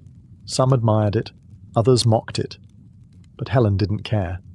She enrolled at the Cambridge School for Young Ladies, a prep school for women aspiring to attend Radcliffe College, the sister school to Harvard. It was grueling. Anne Sullivan attended every class with her, spelling entire lectures into Helen's hand, letter by letter, hour after hour. Imagine taking notes when you can't see the blackboard, can't hear the professor, and must absorb every word through touch. Every textbook had to be transcribed into Braille. Every test dictated, word by painstaking word. Helen studied Latin, French, algebra, geometry, philosophy, history, literature. Her days were long, her nights even longer. She often went to bed with sore hands and a spinning mind. There were moments of pure frustration, tears, exhaustion, even doubt. But she never gave up. She was accepted into Radcliffe College in 1900. Suddenly, she wasn't just a student. She was a symbol. Newspapers followed her story. Photographers tried to capture her studying, reading, writing. People wanted to see the blind girl with a mind. But Helen didn't want to be a spectacle. She wanted to learn, not as a novelty, but as an equal. At Radcliffe, she continued her intense studies, even as administrators remained skeptical. Some professors doubted her intelligence. Others found Anne Sullivan's constant presence distracting. But Helen pressed on, proving her intellect over and over. In 1904, at age 24, Helen Keller graduated cum laude from Radcliffe College, the first deaf-blind person in the world to earn a college degree. She had taken on academia without sight or sound, and won. But it wasn't just a personal triumph, it was a public declaration that disability did not mean inability, that the human spirit, given a chance, could outshine every limitation. And Helen was just getting started, now educated, articulate, and ready to change the world. She turned toward a new battlefield: activism. Helen Keller could not hear a crowd cheer or see her name in print, but she could feel injustice, and she refused to be silent about it. With her education complete, Helen stepped into a new role, not as a student, but as a fighter. A voice for the unheard, a symbol for those the world ignored. She became a fierce advocate for the blind and the deaf, but she didn't stop there. Helen took on poverty, women's suffrage, racism, child labour, and workers' rights. She criticised powerful corporations, supported birth control, and even spoke out against war. People expected a quiet, delicate woman. What they got was a political firestorm. She joined the Socialist Party in 1909, arguing that capitalism was crushing the poor while the rich prospered. This shocked many of her admirers, people who were comfortable applauding her triumph over disability, but weren't ready for her to challenge their bank accounts. When someone accused her of being misled, she replied, "It is true that I am blind and deaf, but I am not blind to social injustice, nor deaf to the cries of the suffering." She gave lectures around the country, sometimes with Anne Sullivan beside her, interpreting her words. She met world leaders, presidents, authors, and revolutionaries. She was blunt, brilliant, and impossible to dismiss. She campaigned for the American Foundation for the Blind, helping to raise awareness and funding across the nation. She testified before Congress, lobbied for Braille books in libraries, and championed equal education for the disabled. And she wrote books, essays, columns, letters. Her pen was a sword, and she wielded it without fear. In the public eye, she was a paradox, a woman who couldn't see or hear, but who saw more clearly than most, and who spoke more powerfully than those with perfect voices. She demanded dignity, not just for herself, but for the marginalized, the voiceless, the forgotten. And though many disagreed with her politics, no one could ignore her presence. Helen Keller had once lived in a world without words. Now, her words were changing the world. As Helen Keller grew older, the world grew louder in its admiration. She had become a global icon, a symbol of courage, intellect, and boundless will. From Tokyo to Cairo, from Washington to Moscow, her name meant something powerful: hope. She traveled the world, over 35 countries, advocating for the blind and the disabled. Crowds gathered just to see her walk onto a stage. Heads of state bent to shake her hand. Children reached for her, eyes wide, as if touching her might pass on some of her fire. And yet, behind the applause, there was always shadow. Anne Sullivan, her companion, teacher, and best friend, began to lose her health in the 1920s. For decades, they had been inseparable, two souls fused by struggle and love. But in 1936, Anne passed away. Helen was devastated. She had known darkness. She had known silence. But this, the silence left by Anne's absence, was different. It was deeper. And still, she continued. She found support in Polly Thompson, who became her new interpreter and companion. Together, they continued the mission: public speaking, fundraising, lobbying, writing. Helen didn't slow down, not even in her 70s. In 1948, she toured Japan after World War II, meeting wounded soldiers, children in ruined schools, and people who had lost everything. Her presence gave them more than comfort. It gave them a glimpse of what survival looked like when everything else had failed. She received dozens of honors, including the Presidential Medal of Freedom, one of America's highest civilian awards. Universities gave her honorary degrees. Foundations were named in her honor. Books and films told her story. But Helen didn't care for trophies. She cared that blind children had books, that deaf adults had jobs, that people who once felt invisible now felt seen. Even as her own health declined in her final years, she continued to write letters, dictate messages, and support causes she believed in. She once said, "Although the world is full of suffering, it is also full of the overcoming of it." She had lived both sides of that sentence, and through it all, she remained, fully, fiercely, herself. On June 1st, 1968, at the age of 87, Helen Keller passed away in her sleep. She died peacefully in her home in Connecticut, a woman once locked in silence and darkness, now mourned across the world by presidents, poets, activists, and everyday people who had never even met her. But death could not silence her. Helen had become more than a person. She had become a force, a symbol of what the human spirit could do when handed the worst and still daring to rise. Born into a world that offered her nothing, no sight, no sound, no voice, she created a life that left nothing untouched.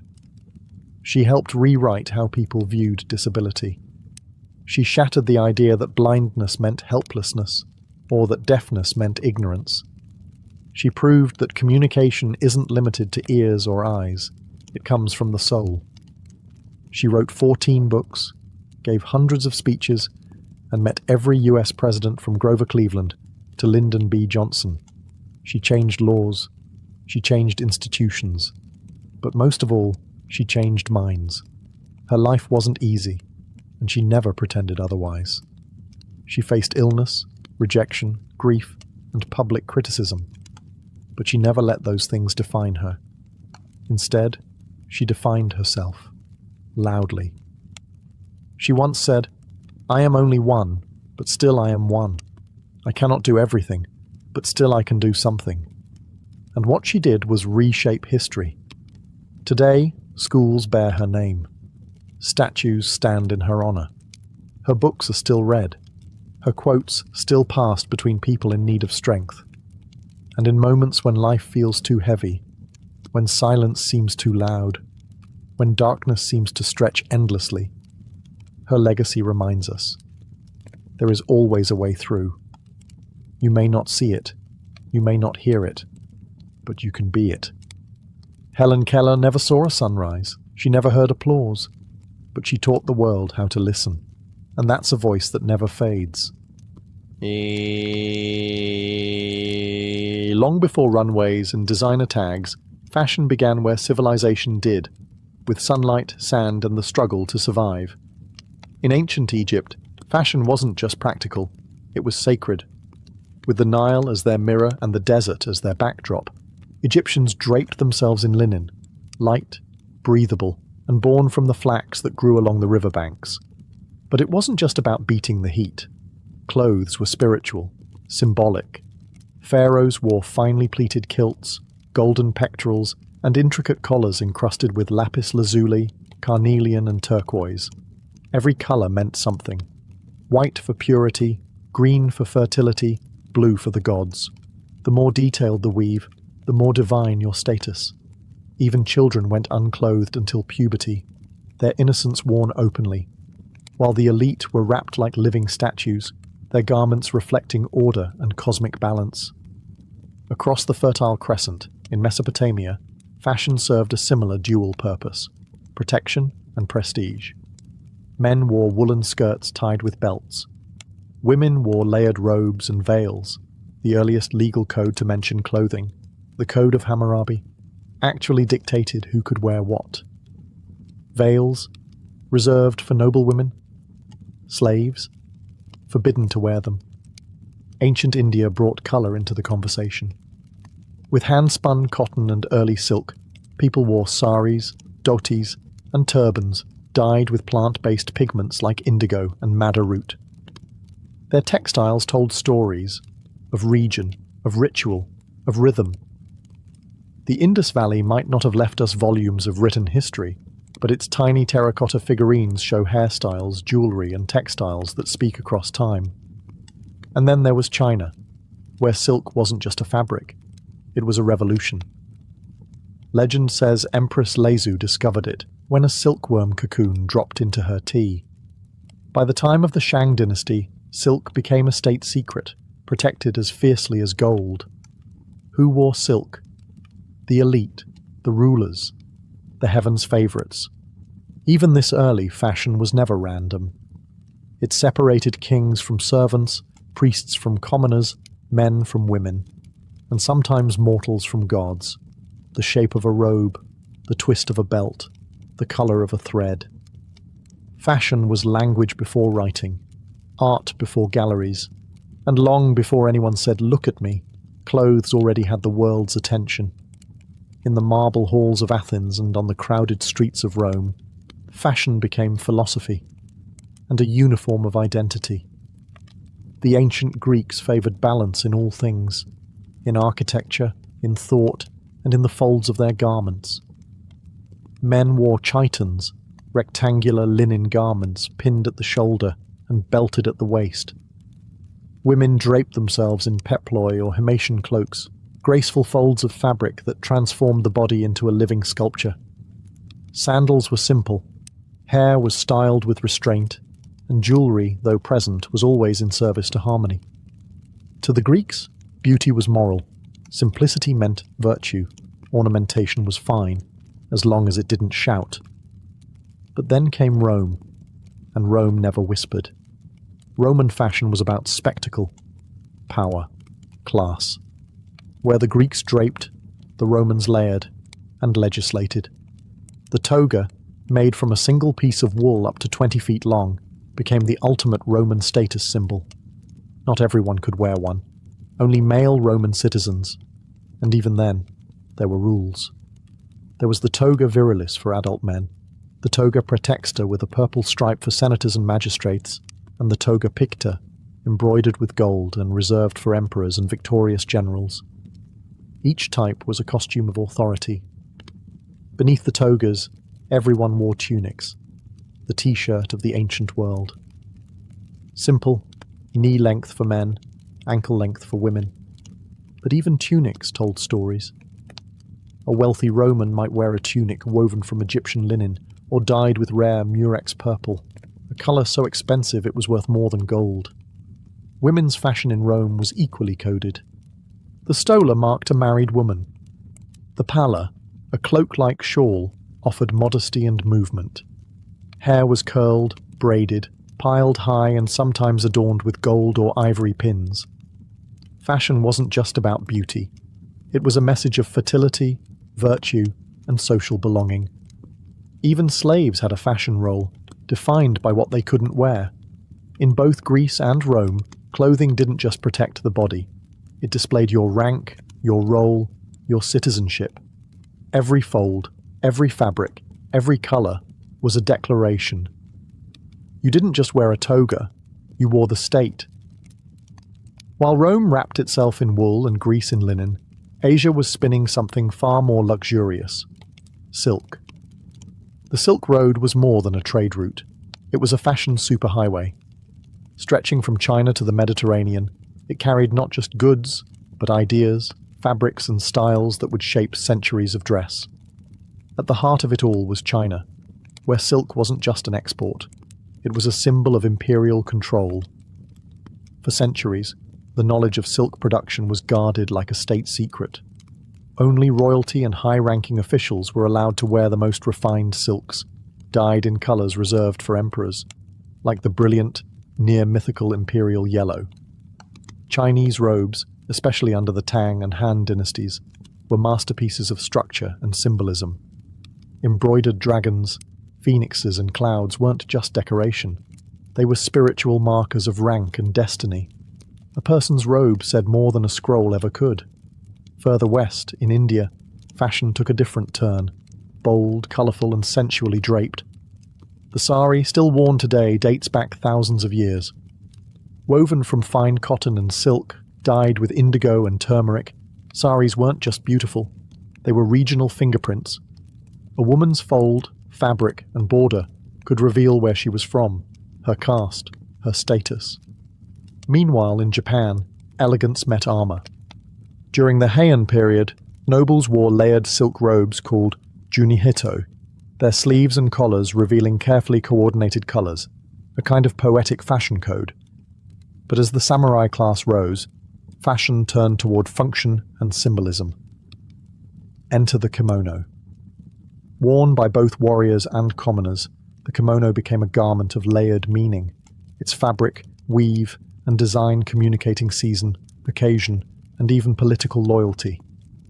The samurai's kimono was sometimes worn beneath armour, its crest boldly announcing clan allegiance. For geisha and courtiers, kimono sleeves became canvases for art. Asian fashion balanced tradition with refinement, restraint with richness. Every pleat, pattern and stitch was deliberate. And as fabrics flowed along the Silk Road, Asia quietly taught the world something vital. That clothing wasn't just about protection or pride, it was culture, sewn into skin. In medieval and Renaissance Europe, clothing was not just what you wore, it was who you were. From castle halls to candlelit courts, fashion became a chessboard, where every thread was a move, and every outfit a declaration of power, virtue, or rebellion. During the Middle Ages, clothing was rigidly tied to class. The poor wore coarse wool and undyed linen. The rich? They turned themselves into walking tapestries. Fur-lined cloaks, jewel-studded belts, and elaborate brocades signalled wealth and piety in equal measure. Dyes were everything. A deep blue meant wealth. A true scarlet, reserved for royalty and cardinals. And then came sumptuary laws, literal legal codes that dictated what you could or could not wear based on your social rank. If you dared to wear silk without noble blood, that wasn't a fashion crime. It was an actual crime. In Renaissance Italy, fashion became an art form. Florence and Venice led the way, creating garments so opulent they seemed to defy gravity. Men wore puffed sleeves and slashed doublets. Women donned velvet gowns with rigid bodices and embroidered sleeves that whispered stories of family lineage and political power. It was no coincidence that during this time of intellectual rebirth, fashion became intensely theatrical. The more fabric you wore, the less you were expected to work. It was a silent performance of status. Look how much I can afford to waste. Then came the corset. Originally worn for posture and modesty, it evolved into a tool of silhouette control, cinching waists, lifting busts, and eventually becoming a symbol of both feminine elegance and restraint. The ideal woman's body became an architectural achievement. And in the grand courts of France and England, fashion reached dizzying new heights, literally. With towering wigs, ruffled collars, and dresses that required scaffolding underneath, women moved like chandeliers. And men, just as dramatic, with tights, jewels, codpieces, and shoes that curled like punctuation marks. Fashion was power. A courtier's gown could curry favour or ruin reputations. To be seen was everything. To be seen incorrectly, dangerous.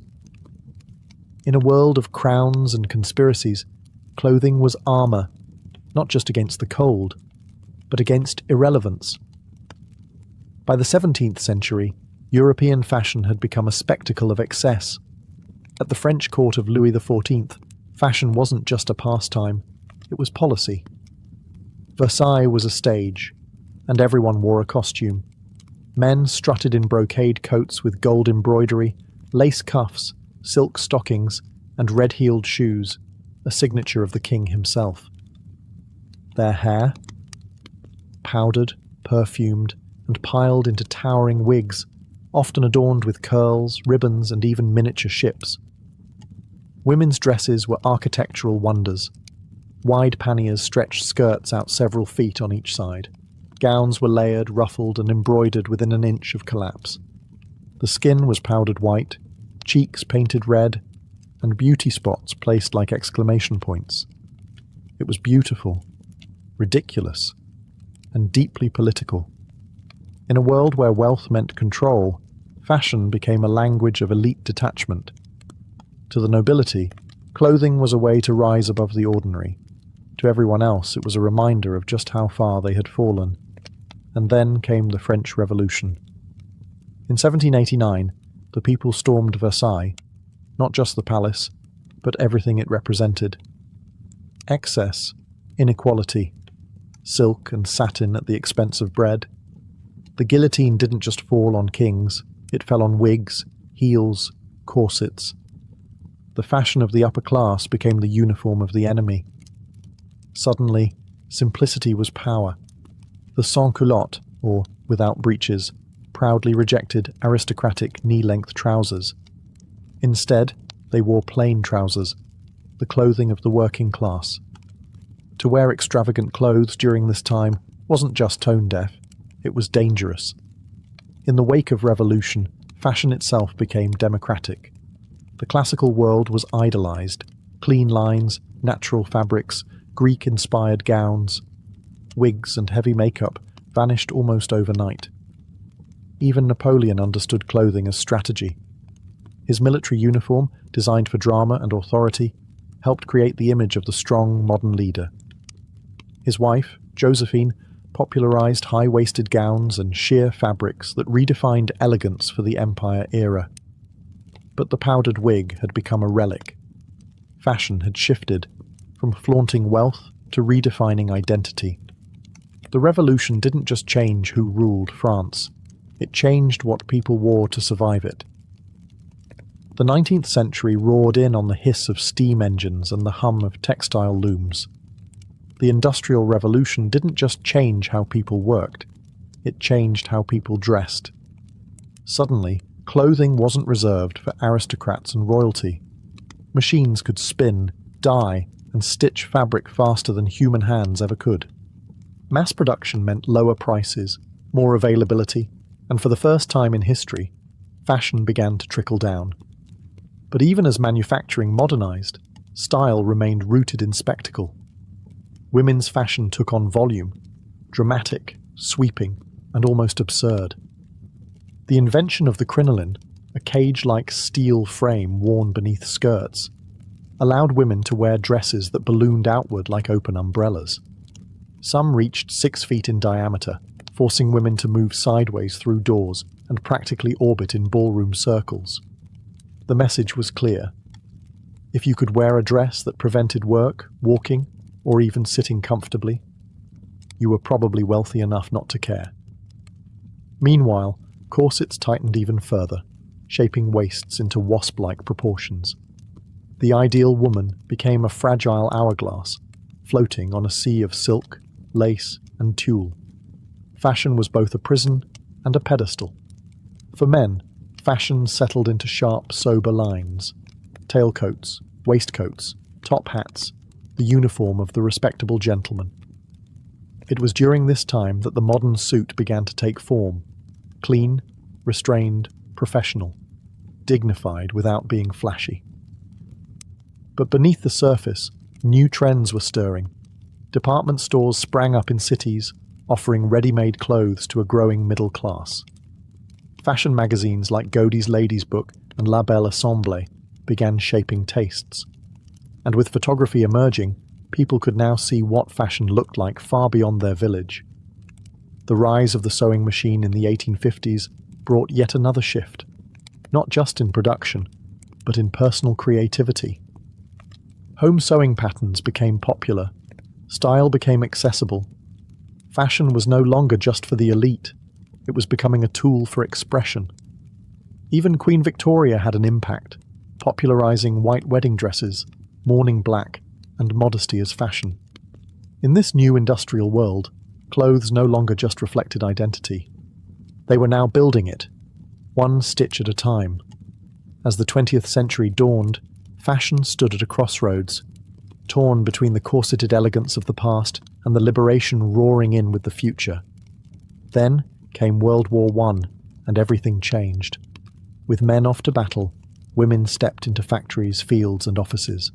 The corset, once a daily ritual, became impractical, even dangerous. Skirts shortened, fabrics lightened, practicality became patriotic. Women in uniforms, trousers, and simple tailored coats began to rewrite the definition of femininity. After the war, they weren't ready to go back. The 1920s ushered in a new archetype, the flapper.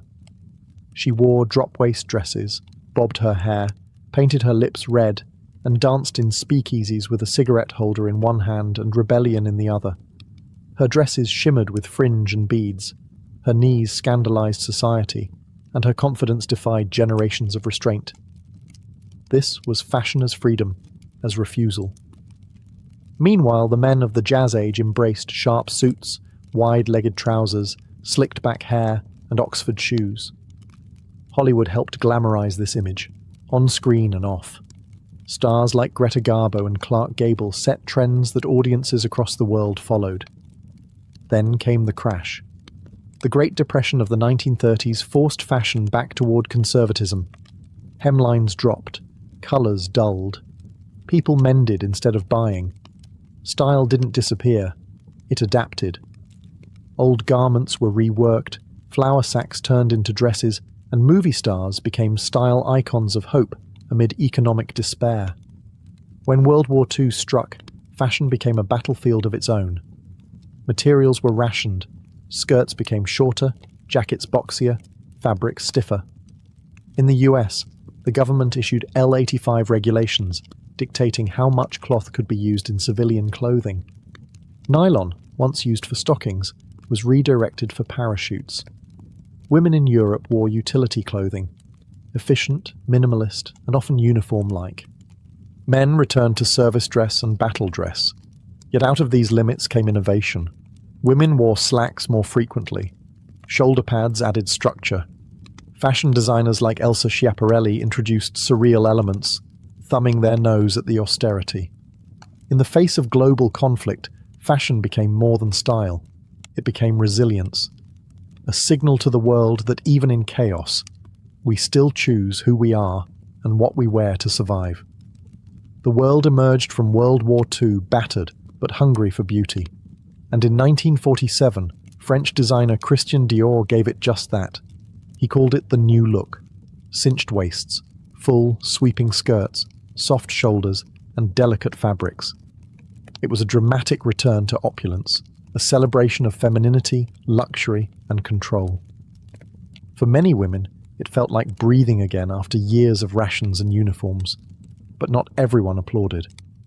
To some, the new look was a step backward, a return to restrictive ideals after decades of progress.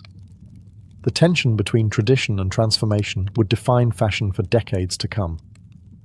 In the 1950s, American suburbia embraced clean-cut style, pearls and pencil skirts, grey flannel suits, and everything ironed to perfection. But underneath the polished surface, rebellion was brewing.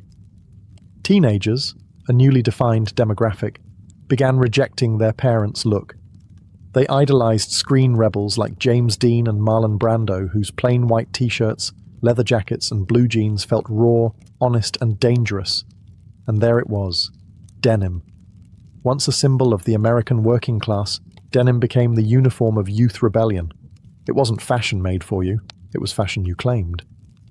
Then came the 1960s, and the revolution wasn't just televised, it was worn.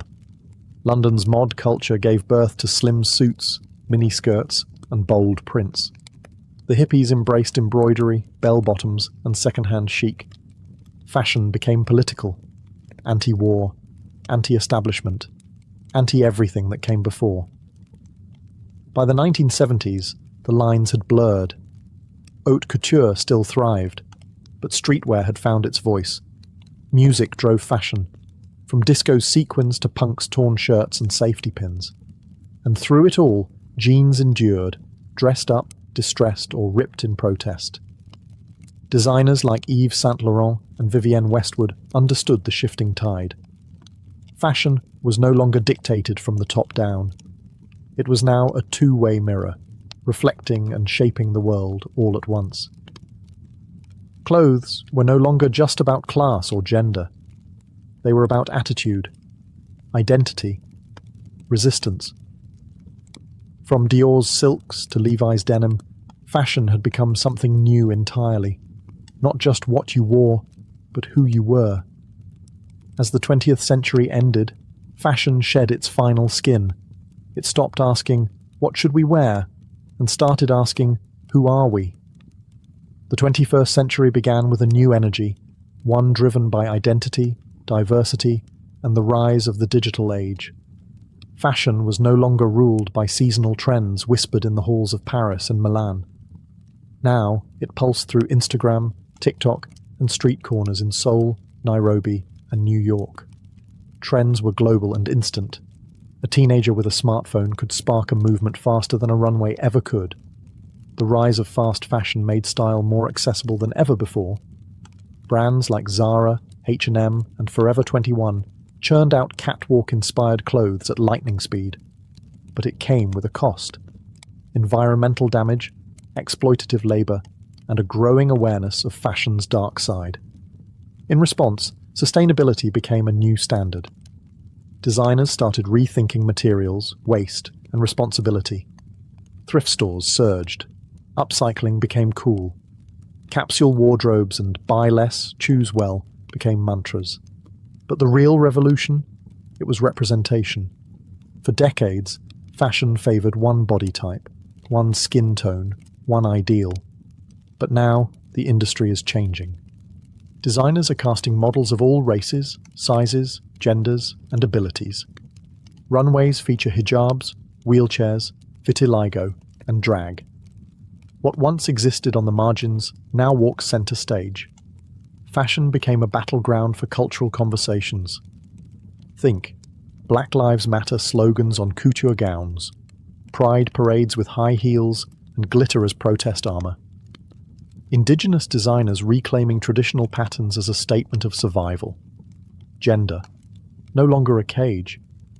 From androgynous tailoring to skirts on the men's racks, the binary boundaries of fashion began to blur.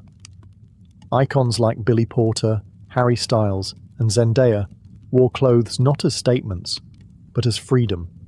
And in the metaverse, avatars strut in outfits that can't even exist in real life. Digital fashion, no fabric, no waste, just pixels and imagination, is becoming its own frontier. Fashion now lives everywhere, and it belongs to everyone. What began as linen in ancient Egypt has become a global language, one that can whisper tradition, scream rebellion, or simply say, "This is me." Because in the end, fashion isn't just what we wear. It's how we show the world who we are.